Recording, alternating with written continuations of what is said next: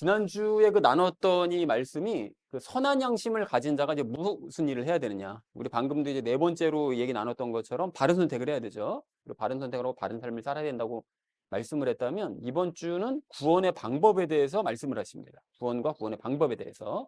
그래서 이번 주 주제를 이렇게 잡았는데요. 구원을 바르게 알고 또한 받자라는 것을 주제로 각절 말씀 나누도록 하겠습니다. 19절 말씀 함께 읽도록 하겠습니다. 그분께서 또한 성령으로 말미암아 감옥에 있는 영들에게 가사 선포하셨는데 라고 말씀하시죠. 자, 근데 여러분 여기 보면 이제 그분께서는 당연히 누구냐면 예수님께서입니다. 바로 그 전절에서도 말씀하신 것처럼. 자, 그리고 성령으로 말미암아라고 말씀하신 이것 또한 성령님과 함께죠. 바로 전절에서 말씀하신 것처럼 예수님께서는 성령님으로 말미암아 부활하셨다고 그랬잖아요. 그러니까 성령님과 함께 부활하신 것처럼 성령님과 함께 이제 감옥에 있는 영들에게 가셨다는 거예요. 그러면 감옥에 있는 영들이 도대체 누구냐라고 생각할 수 있는데 여기 다음 절에서 보면 노아 시대의 사람들이라고 말씀하십니다.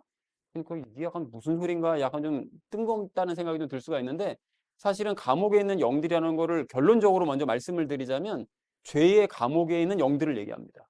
다른 의미가 아니라 그래서 영이 죄 안에 갇혀 있는 감싸여져 있는 그런 죄인들을 뜻한다는 거예요.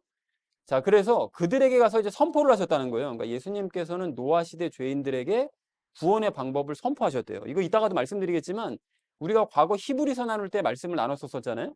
그 예수님께서는 2000년 전에만 이 땅에 오신 것이 아니라 그 전에 태초부터 그 이후까지 필요할 때마다 세상에 오셨었다라는 얘기를 했었었죠. 그러니까 예수님께서 노아 시대 때도 가셨던 겁니다. 그래서 그 죄인들에게 죄의 감옥에 갇힌 죄인들에게 구원의 방법을 선포하신 거예요. 어떻게 선포하셨을까요? 노아가 방주 만드니까 그 안에 들어가면 산다 말씀하셨겠죠. 그거를 선포를 하셨는데 안 들은 거죠, 이 사람들이. 자, 그래서 이 19절 말씀을 이렇게 정리를 할 수가 있겠는데요. 예수님께서는 성령님과 함께 죄인들에게 가셔서 구원의 방법을 선포하셨다라고 얘기했다는 것이 이제 19절 말씀의 의미 되겠습니다. 자, 이어진 20절 말씀 함께 읽도록 하겠습니다. 이 영들은 노아의 날들에 방주를 예비하는 동안 곧 하나님께서 한 번 오래 참고 기다리실 때에 불순종하던 자들이라. 방주 안에서 물로 말미암아 구원받은 자가 몇 안 되니 곧 8혼이라 이렇게 돼 있죠.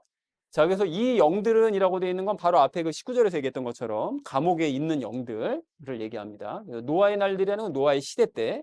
그래서 노아가 이제 방주를 예비를 하는 동안 하나님께서 한 번 오래 참고 기다리셨다는 거예요.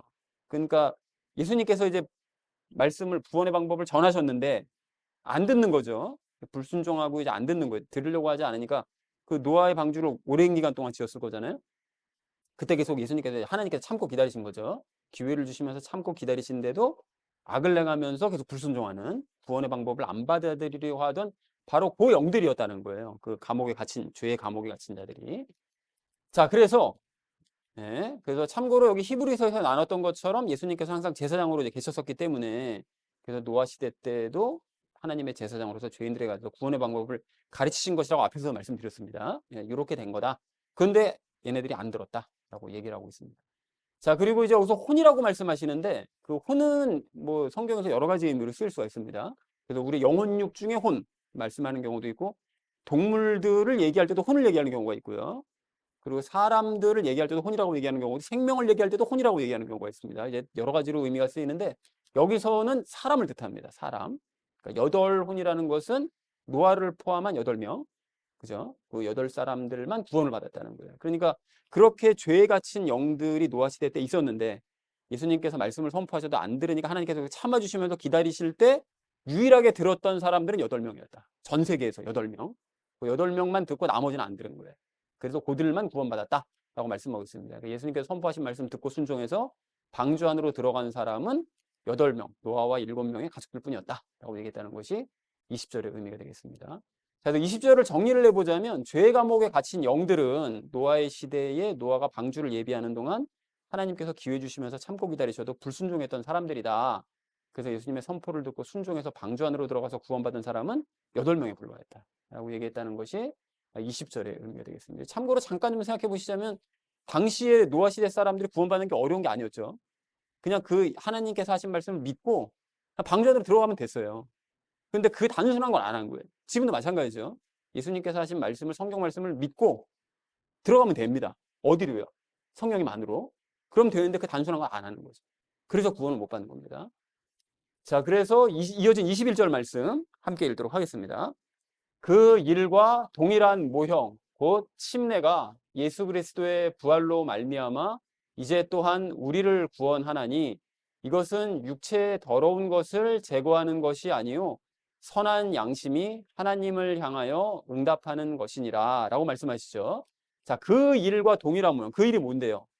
노아의 방주, 그 일과 그 사건과 똑같은 모형, 똑같은 일, 노아의 방주 사건과 동일한 모형, 그게 뭐냐면 그게 침례라는 거예요. 그러니까 홍수를 피해서 방주에 들어가야 이제 구원을 받은 것처럼 마찬가지로 물과 성령님 세례, 침례, 이 세례를 받아야 구원받을 수 있다. 이 얘기입니다. 그런데 이게 왜 동일한 홍수를 피해서 방주에 들어가는 것과 물과 성령님 세례 받는 게 이게 왜 똑같은 거냐? 요거는 잠시 후에 제가 말씀을 드리겠습니다. 이유를.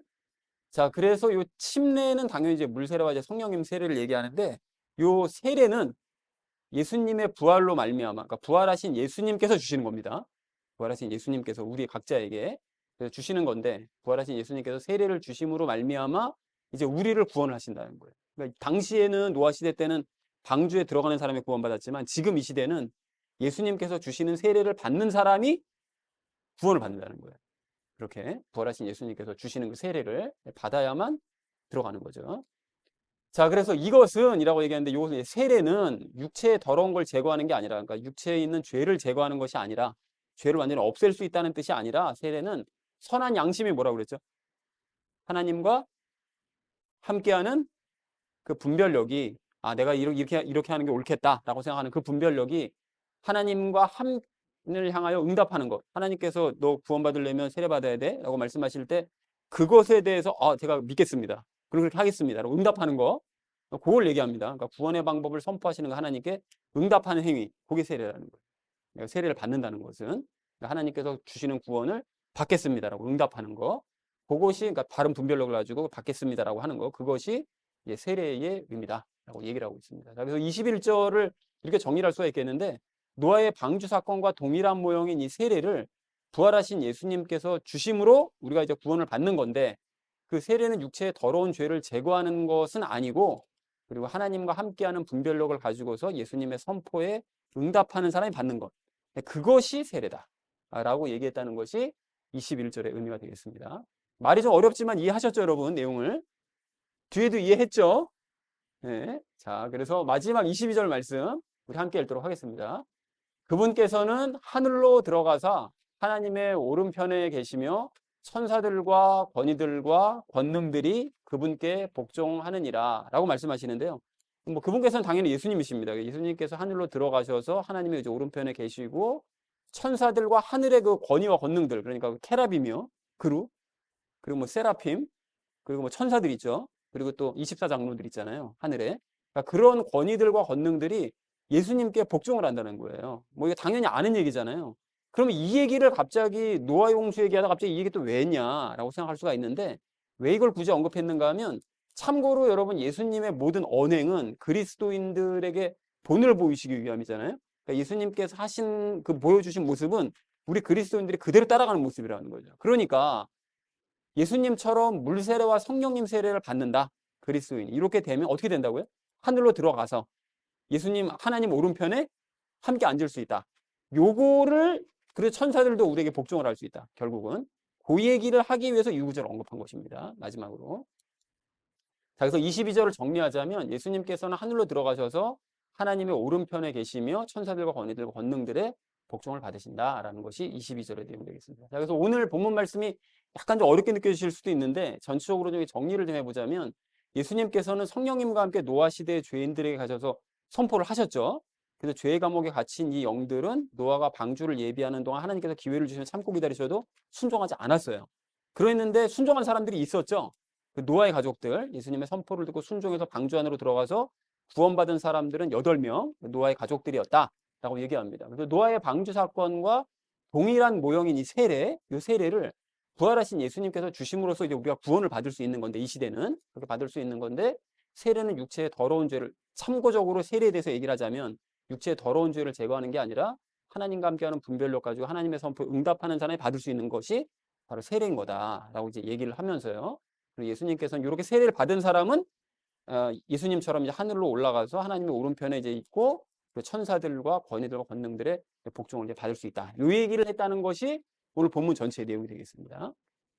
자, 그런데 이렇게 해도 약간 좀 어렵게 느껴지실 수도 있을 것 같다는 생각이 들어서 여러분 요게 좀 중요한데요. 요거를 중간 정리를 좀 잘 보셔야 되는데 예수님께서는 죄인들 때문에 죽으셨잖아요. 지난주에.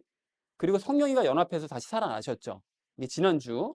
그리고 또 예수님께서는 그것을 믿는 자들의 영을 죽이십니다. 그리고 성령님과 연합하게 하셔서 다시 부활시키셔요. 요게 지난주 내용이잖아요. 그죠? 요게 이제 구원받는 내용입니다. 죄인들 때문에 죽으시고 연합해서 살아나시고 그걸 믿는 자들은 똑같은 과정. 영 죽고 성령 연합해서 부활하고 죽고 살아나고 우리도. 요게 이제 지난주 나눴던 내용인데 그런데 이렇게 영이 죽고 부활하려면 반드시 거쳐야 되는 과정이 있습니다. 이 얘기가 이제 오늘 이야기예요. 지난주 보충되는 이야기입니다. 그 과정이 뭘까요? 그게 바로 세례예요, 세례. 그게 진짜 그 죽고 살고 싶으면 요게 바로 이제 물세례와 성령 세례를 받아야 된다는 거죠. 근데 요거에 대한 자세한 내용은 이제 적용 시간에 얘기를 할 건데 물세례와 성령님 세례를 이제 받잖아요. 받으면 죄의 감옥 안에 갇혀져 있었던 내 영이 그 죄의 감옥에서 벗어나서 성령님 안으로 이제 들어가게 되는 거예요. 그 과정. 자, 그러니까 이 과정을 눈에 보이도록 비유로 설명한 게 오늘 말씀이라는 거예요. 그죠? 노아의 가족들은 죄된 세상 안에 갇혀 있다가, 그죠? 그렇게 갇혀 있었다가 그 사실을 인정하면서도 괴로워하니까 하나님께서 홍수를 일으키신 거죠. 그게 물세례입니다. 물세례에 비유한 거예요. 홍수를 일으키셔가지고 그 물세례를 통해서 벗어난 거죠. 그죠? 그리고 예수님의 선포를 믿고 이제 그들이 우리 구원받았으면 좋겠습니다. 라고 고백을 했겠죠.